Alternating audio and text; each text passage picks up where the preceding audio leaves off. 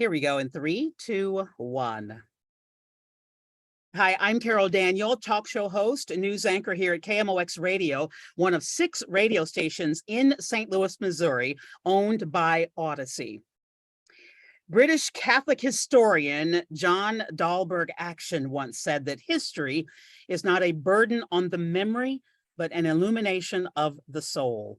And that's what I want to do this month, and that is to illuminate my soul and yours by introducing you to various people who are right now making history. Carter G. Woodson initiated the first celebration of what was then called Negro History Week, February 7th, 1926, which of course eventually became Black History Month. And this month we will be focused on what I am calling living history. There are people among us who are living history, and our guest today is one of those. He is the 10th Chancellor at Southern Illinois University, Edwardsville, and the first Black man to ever hold that title. Please welcome Dr. James T. Minor. It's good to see you again. How are you? I'm wonderful. Thank you. It's great to be here. Before we talk about you being a proud son of Detroit, am I right? That is correct. Talk to me about what it means to you to be the first in this regard at SIUE. Well, thank you. Thank you. It's amazing. And the way that I have discussed this has been in 2 parts. One, I think there is an extraordinary sense of pride in the African American community to have the first Black chancellor serving here at SIUE. And I hear that in lots of different ways when I meet alumni who were here in the 50s, in the 60s, in the 70s, who may not have imagined that an African-American chancellor would be named here at SIUE. I meet people all the time, and there's just an extraordinary sense of pride. When I talk to students who, without personal or intimate knowledge of having that kind of relationship, are very empowered by the fact that someone who looks like them with a background that may be similar occupies this seat. So it has been empowering, and every day there's a reminder of what it means to so many other people.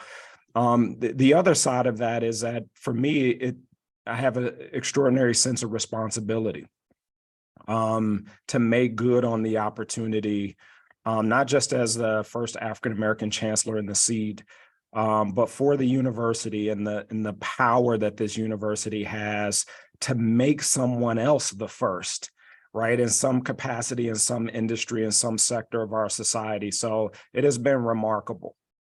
You, the first of many degrees that you earned was that sociology degree from Jackson State University. So given that understanding and training in sociology, I would imagine that gives you even a deeper sense of why it is important for the alumni that you meet to now see someone, and the current students, and not just African-American students, but all students, to see someone they've never seen before serving at such a high level. Yeah, it's true. So one of the things that has been very important for me has been to lead with a level of authenticity and candor about my own personal background and my educational background. And so it is true that when people see the chancellor, right, in academic regalia in lots of different degrees, the assumption is that the path has been clear, has been easy, has been seamless, has been without setbacks or bumps. And the most powerful thing that I share with our students here is that they're so far ahead of where I was at their age. And so they look at me and go, well, what do you mean? And I go, you all are so far ahead of where I was at 18 or a first or second year student in college. And I think it's important to share that with people, that it doesn't matter sort of who you are or the seat that you occupy. The journey and the pathway is always important, and to be candid about the challenges along the way that come along with accomplishing anything worthwhile. So let's talk about the proud son of Detroit then, in talking about the journey and the path. who were you as that young boy, and did that boy think that he would be a baker, a candlestick maker, an NFL player? I was trying to rhyme there, Dr. Martin. Well, first, let me say thank you for underscoring the fact that I was born and raised in Detroit. Because I arrived to SIUE from Southern California, some people assume that I am a Californian. And so on a day like today, where maybe snow falling from the sky, people feel that they have to check in on me. And it's a great opportunity for me to remind them that, I grew up in Detroit, walking to school in the snow. So for me, two things happened for me in Detroit. One is my work ethic and what it means to sort of have what people call Midwestern values, I think have served me well over my lifetime. I have a paternal grandmother who retired from General Motors after 36 years. And I often remind people to think about what it must have been like for a woman to work at General Motors for 36 years before automation, right? So to grow up watching your grandmother come to and from an automotive factory, that's just sort of in my DNA. Where I come from, everybody in my family grew up, and the dream was to be what we call blue collar rich. And so you would graduate from high school, you go to work at Ford Motor Company, GM, or Chrysler, for people who remember Chrysler. And that was the path to the middle class. I was fortunate enough to have an opportunity to go to college and to do other things. I ended up, ironically, with a group of people in my professional cohort who were now engineers in these automotive companies. And so I have family members working in the factory, and I have friends who were occupying executive suites, which is a very interesting intersection for me. So growing up in Detroit was great. I wouldn't trade it for the world. It gave me a really strong work ethic, and I think sort of blue collar sensibilities that you wouldn't expect someone with my background professionally to have. So I think a lot of people can relate to that, and it's been wonderful. Neither of my parents, when they had us, had college degrees. My mother didn't go to college. My father did not either, dropped out in the 8th grade actually, and eventually joined the military. And so I'm the 4th of 5. My 3 older brothers did go. So by the time I come along, college was an expectation, right? I wonder who gave you that expectation if you were in a blue collar setting. And I love the phrase blue collar rich. Yeah. Who then gave you the sense that you could break out of the norm and become a college student and a college graduate? Well, so it's such an interesting question, because you're right. Blue collar rich is a real thing. This meant the people I knew who worked at Ford Motor Company, GM, or Chrysler, drove Cadillacs. They owned boats that they would put in the Detroit River and the surrounding lakes in the state of Michigan. And so it was something to aspire to. They own homes, right? I sort of grew up on this cusp, right, where the opportunities that were in what some might refer to as a white collar sector became available to my generation of students. And one of the things that I tell our students, it wasn't until my senior year in high school, second semester, that the athletic director in my high school stopped me and asked me where I was going to college. And I shrugged my shoulders. I had no plan. I hadn't applied to any colleges or university. He stopped what he was doing long enough to call me into his office. He happened to be a Jackson State University alumnus, and made a connection. This was before you could apply online, before you could look up anything on the internet.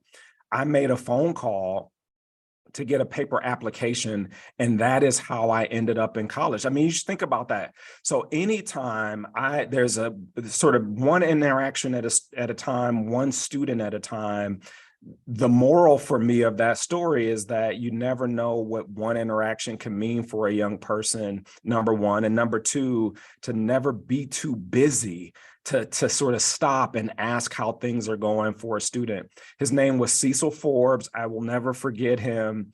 But that is how I got to college, is that he stopped what he was doing long enough to ask me that question.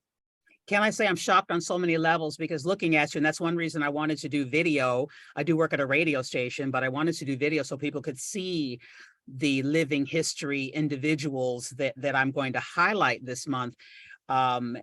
Looking at you, you look very young.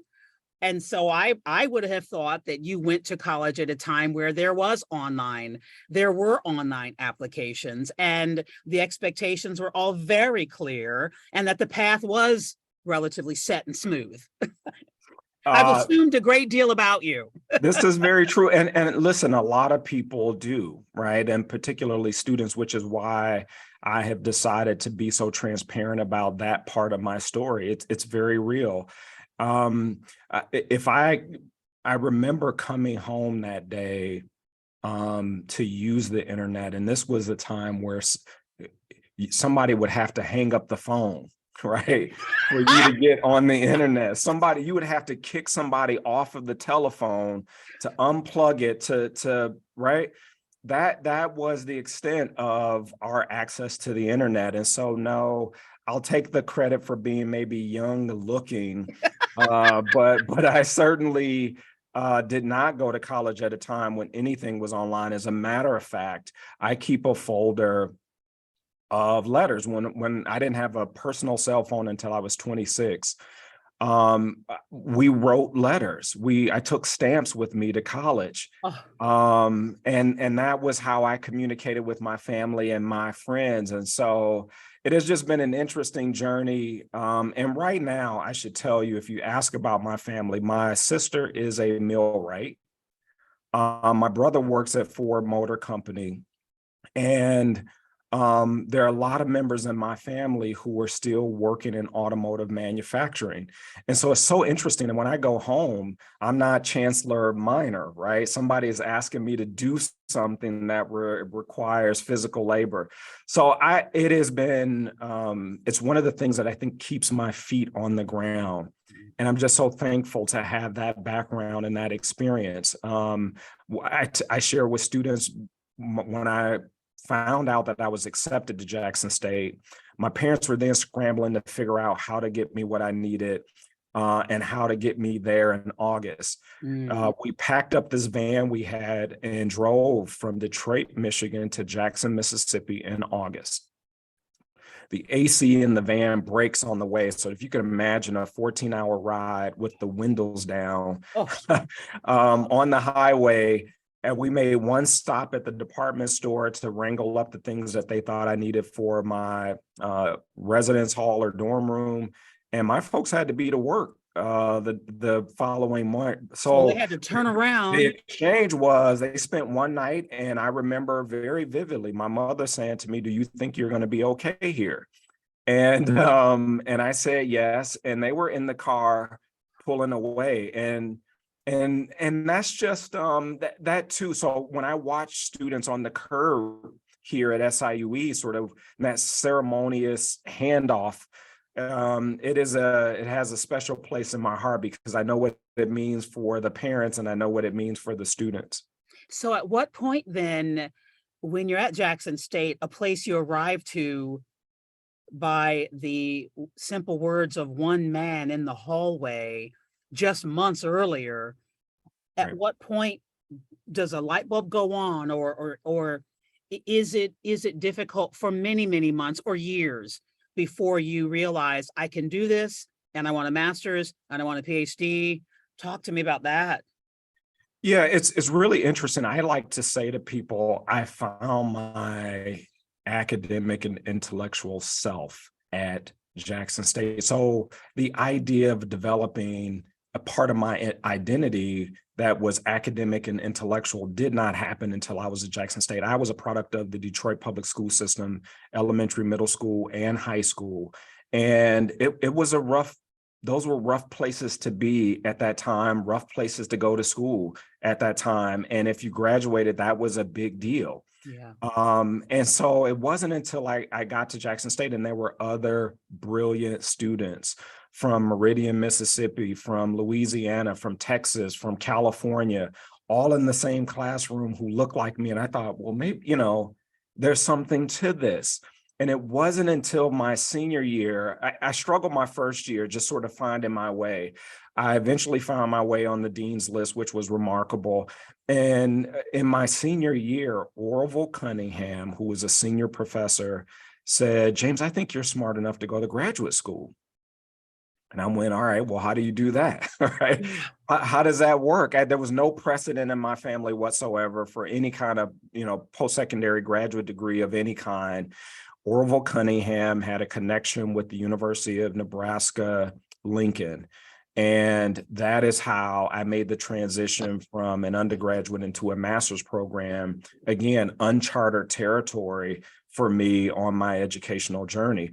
But it was there where the expectation for you to be academic, the expectation for you to be a scholar, the expectation for you to be curious really became a part of my identity. And I embraced it fully. Are you roller skating or fishing or traveling in your spare time? And is there any spare time? There's not a lot of spare time, and I will make one confession on air, okay? Because we're friends now. I will give Yes. you this sort of inside intel. I enjoy what I do so much that I find joy, entertainment, and fulfillment in what's difficult about the job and what's remarkable about being in an institution of higher learning. I watched in August those students pull up. Some pulled up in a F-150 with a trailer on the back, everything they needed for the next 10 years of college. Yeah.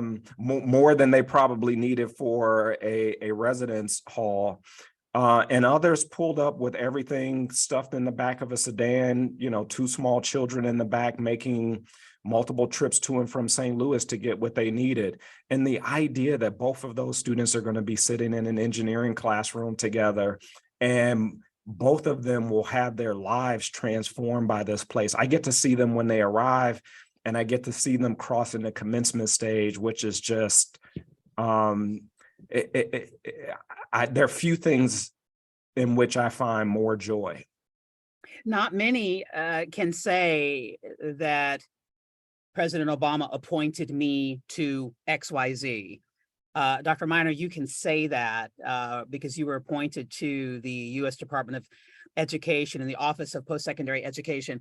And I have to think that serving in the federal government, serving in the education department is a part of your education. It's a part of your intellectual journey and informs your sense of policy when it comes to higher education, because that's what you did.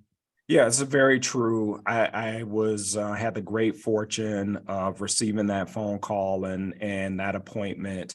And one of the things that I share with people about that experience is that it's an opportunity to look at the country, right? So it's not just the state of Illinois, it's not just the state of Missouri, it's not just the St. Louis metro, it's every state in the union and U.S. territory, right? So you're talking Guam, Puerto Rico, and the idea that you could sort of design something that advances the country in a very intentional direction was an extraordinary experiment for me, right? How do you do this at such scale?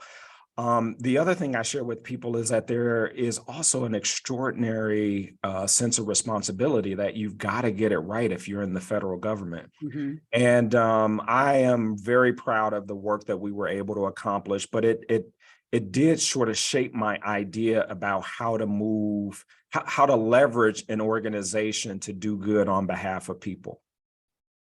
Before we let you go, talk to us about you now personally. I know you're not there 24/7. You have family. I do.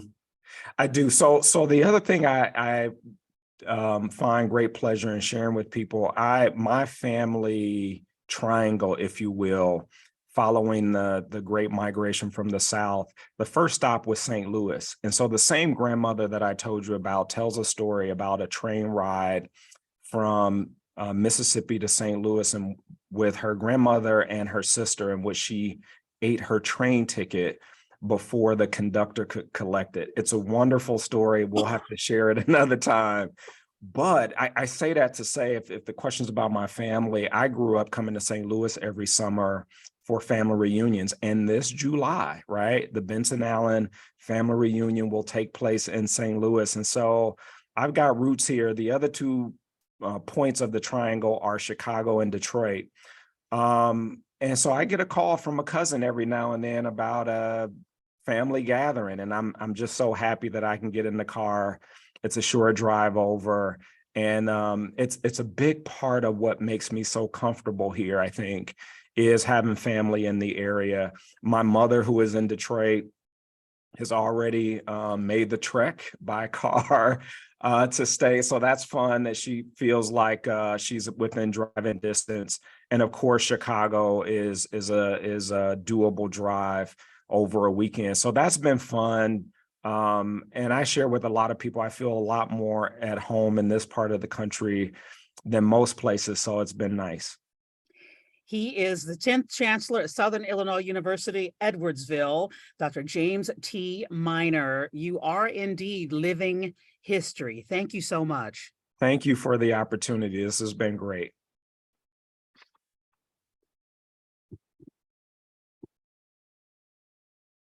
All right. Awesome. Nice. Thank you so much for the opportunity to do this. This is fun. And every time I hear these stories, even as